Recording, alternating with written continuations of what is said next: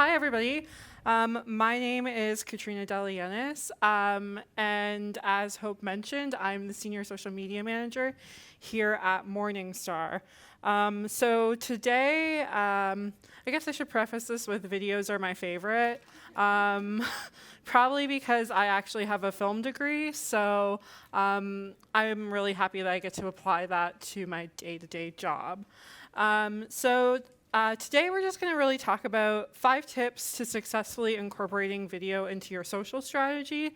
These are things that I have found worked for the Morningstar's social strategy, and I'm excited to share them with you. So my number one tip is really just get inspired. So what do I mean by that? Well, what I mean by that is Morningstar is a financial services company, but that doesn't mean that every account I follow is a financial services account. In fact, some of my favorite social accounts are from fashion, art, music, you name it. I find that to be a source of inspiration. And it's not because I'm a fashionista, but because I feel like fashion is one of those industries that really does the early experimentation when it comes to social. So primarily on this slide, I'm going to be talking a bit more about Instagram stories. And my favorite Instagram stories come from Ava Chen. She's runs the fashion vertical at Instagram. So she really gets big names set up onto Instagram like Donatella Versace, but her Instagram stories follow her life around New York City with her 2 toddlers, and I like that she kind of contrasts like the super glamorous with normal life. I think that humanizes her more. And then in the middle here, we have one of my favorite social videos of all time, which is Vogue's 72 Questions with Donatella Versace, where we follow her around her house, asking her kind of normal, innocuous questions, and she just answers them. And again, I really like that contrast where you're seeing somebody who typically is super stylized, but she's a bit more herself in this video. So I guess that kind of brings me to what I find inspirational when it comes to video, especially for our brand, is I really like videos that are personable, that give people behind the scenes content. And I like videos with people in them because I'm always curious about what they're doing, who they are, and why they're doing it. And I like when I get to see the things behind the scenes. So I'm not here to talk to you today about fashion. I'm here to talk to you today about how we do this at Morningstar. So as Hope mentioned, part of my role is to make sure that we're getting social at our conferences. We do conferences globally, but our biggest conference is in Chicago every year. We just had it in May. So this year what we did was we did Instagram story every day. So the conference runs for 3 days. We also had an influencer come in named Bill Winterberg. He's an influencer for financial advisors and very active on Twitter, has his own YouTube page, things like that. And we tasked him with the job of following around Marianne Flood, who's our senior events manager here at Morningstar, and she walks everywhere during the conference like she's a machine. So every day he would kind of take some B-roll of her asking her, "Hey Marianne, like how many steps have you taken?" And she would show him on her phone. So we started using that embedded with other things like our speakers and exhibitors. We would have that running in the story, encouraging our followers to guess how many steps she had walked. So by the Friday at the end of the conference, we had a winner who guessed that she walked between 85,000 and 95,000 steps. I believe she walked 92,000. So we were able to, interact with that follower and then send him over some Morningstar swag. And we were doing that in other ways during our videos as well. So we had Doris Kearns Goodwin as a keynote at our conference. And we asked people, what does leadership mean to you? Because she was speaking about leadership. And they answered, and from there, in our story, we were able to give them a signed copy of Doris Kearns Goodwin's book. So this probably, because we actually used we didn't use mobile phone for this, but this probably, we definitely strategized beforehand. But I felt really good about it because we always want to make people feel like they're connecting with the brand. So with that in mind, tip 2 is to brainstorm with a goal in mind. A lot of people do this, and I, in the start, am definitely guilty, as they'll come in and they'll be like, well, I need video because engagement. And okay, that's a great start, which is something that Jake we've definitely had a conversation like that in the back. But when you're doing video, you need to think about what's the purpose behind your content. What do you want your audience to do? What do you want them to know? And what type of messaging do you want in your video? So, for those Instagram stories, we really wanted that as a brand building exercise. We really wanted that to be a place for people to look and be like, oh, hey, Morningstar is like a cool place to work. We want to connect with them. That was definitely our approach, but that doesn't mean that's our approach for every video. So goals can be anything. Maybe you want people to know about your company. Maybe you want them to buy something. Maybe you'd like them to think more about a certain topic. So for us, we're often putting out videos about ESG, which is environmental, social, and governance, which is something that we're really pushing at Morningstar, to really think about climate change and things like that. But maybe you have other goals for your audience in mind. Make sure you go into creating your video with those goals. And finally, what type of key messaging do you want in your video? So maybe you're almost thinking about your video as a type of press release where you're repeating the key messages over and over. So I guess the most important thing to realize is maybe how you approach a corporate announcement is going to be very different to how you approach behind the scenes at a conference. So the result with brainstorming. So during the conference this year, we wanted to push some of our behavioral science research. We had our behavioral scientists speaking at the conference, and we had just released a research paper, and we really wanted that paper to have legs. So while there was a media pitch involved, there was also this Facebook Live that we put on, and the Facebook Live wasn't it wasn't just like with the snap of your fingers, I'm going to do a Facebook Live. We definitely planned it in advance. We worked with the behavioral scientists to make sure that we were covering the topics that they wanted to cover, so that they could prepare in advance.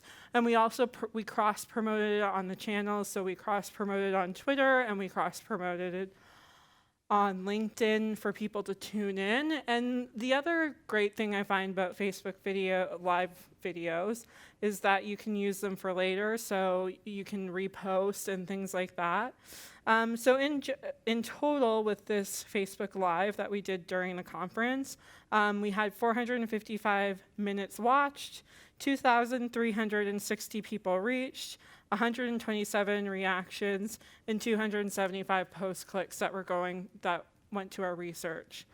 This was a way that we could stretch larger projects that we're working on, in particular our investor success project. And we wanted to put a face to the name of our researchers. So often, we're putting out research notes by so-and-so. Well, this is a way for you to get to know them, for us to really use our people as content experts. So tip 3 is to fit into the bigger story, which is obviously the bread and butter of social these days. So you want to make sure that you're on top of what's trending within your industry. So that's something, we'll do at Morningstar. We'll be making sure that are we covering 529? Are we covering fixed income? Are we covering certain IPOs, things like that, but also making sure that you're staying on top of what's happening outside of your industry, so you're not creating this insular view. And what stories are people talking about? How can you fit into them? Which I think we all know as social media professionals already.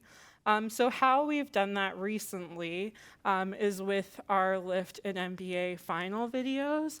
To preface, this was done by our editorial team and our video teams, who I love because they're always pushing out great content. But what happened here was last week. So, side note, I'm actually from Toronto, and I don't know if you guys are following basketball. To be honest, I wasn't until last week. And so Toronto is going nuts right now with the NBA Finals. And not only is Toronto going nuts, the whole country is going nuts. So our Canadian editorial team went out to the Scotiabank Arena, which isn't that far from our office in Toronto, and they did some filming, and they went to, I'm not sure if you're watching basketball, but Toronto has this thing called Jurassic Park right now where you can like go in and watch the games together as a community. So we had our team go out to Jurassic Park and film, and the content that they created was putting the owners of the arenas back to back. So it was JP Morgan versus Scotiabank, and they looked at the financials. So that's a way that, like, okay, we might not be experts on, NBA finals, but actually we're experts on a peripheral topic. And then this is my favorite video of all time. Definitely go on our YouTube channel to watch it. Is our Lyft IPO. So Jake, who you're going to hear from next, actually drove around Chicago with our tech analyst, Ali Mogharabi, and they talked about the Lyft IPO. This was a few months ago. So it just was really fun. It was personable. It's getting our analysts outside of, the typical, CNBC type suit and jacket. I really loved it. We posted it on Facebook and YouTube. And for me, this is what I like to see, because I know that our content can sometimes be very serious, and so I like how this breaks things up and it's personalizing us again. So tip number 4, which I think is really important, and I heard mentioned a few times this morning in some of the panels, is you don't need to have a professional studio when it comes to video. So at the heart, most social platforms encourage video straight from your phone. So, when Facebook was developing Facebook Live and Twitter was using their video, they weren't intending for, this to blow up and become a new TV channel. They really wanted to get content from the people. And so I really subscribe to that school of thought. I think that the video can be caught anywhere. I think that your mobile phones create great videos. The only thing I would say is that lighting is definitely important, but you don't need lighting from a studio. And if you invest in anything, I think the most important thing to invest in is sound and a tripod. So I'm just going to go on to give an example here. So this, is this falling out? Maybe? Okay.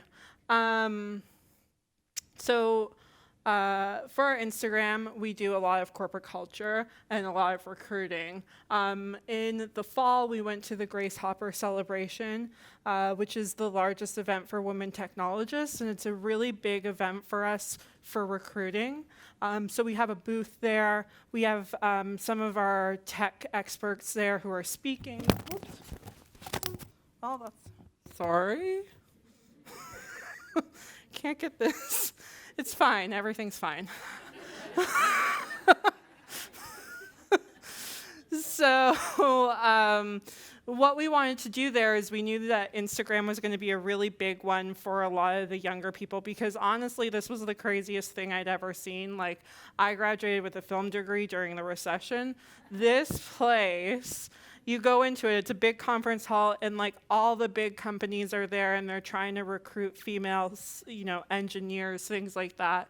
And those female engineers are using the hashtag on Instagram. They're using the stories to see what's happening in this conference hall, because while they're there, they get to actually do interviews with big companies like Morningstar, like Google, like Twitter, like any tech company or any bank that you can think about, they are there.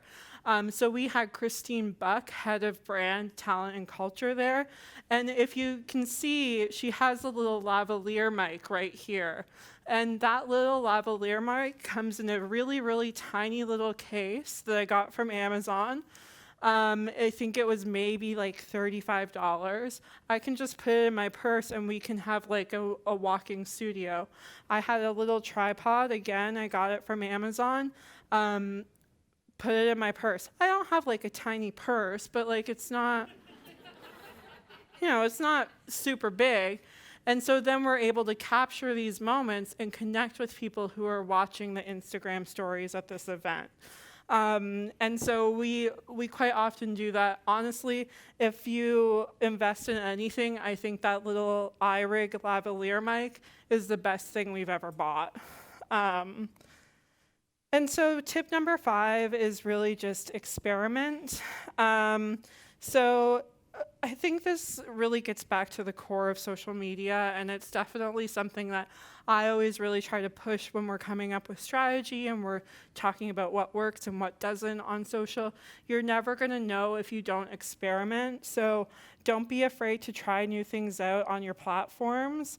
What works well on one platform may not make sense or may not make the same splash on another. When I think about this, I think about, when I started this role 6 years ago, we were knocking on people's doors to get them to give us content because they were like, social media, that's for teenagers. And now, we have so much content on a monthly basis or weekly or daily. So it gives us more visibility, but we still need to be able to have that opportunity to experiment, or else we're not going to be successful on social. So a good example is a good example for a video that maybe performed really well on another and not as well as you thought would have been our 35th anniversary video. We posted it on 2 separate platforms. We posted it on LinkedIn and we posted it on Facebook. And Facebook we do really use as a corporate culture site as well. And I would say the numbers we got on Facebook were average, but the numbers we got on LinkedIn were great. So we had 15,000 impressions, we had over 5,000 video views, 114 reactions, and 21 shares. And a little bit less, I guess, on Facebook. So why do I think that happened? Well, I think that happened for a couple of reasons. One is obviously LinkedIn is really a place where you want to showcase what you're doing professionally, and they've created this beautiful video that really gets people excited about our message of empowering investors. And because of that, we posted on our LinkedIn page. We really encourage our employees to follow all of our accounts, so when things like this come out, they're posting to their audience.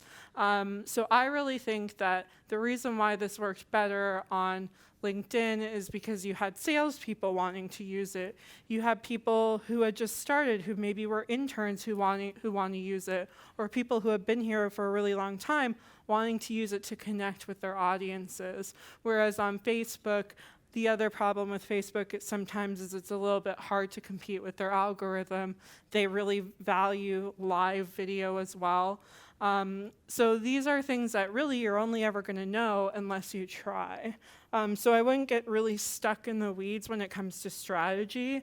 I would definitely just try and see what you get so you can refine next time. So at the end of the day, the platforms are always changing. Don't get too comfortable with your strategy. Stay up to date with the platform's changes to make sure your videos are optimal, and keep track of your analytics to know what works with your audience and what doesn't. And that's it.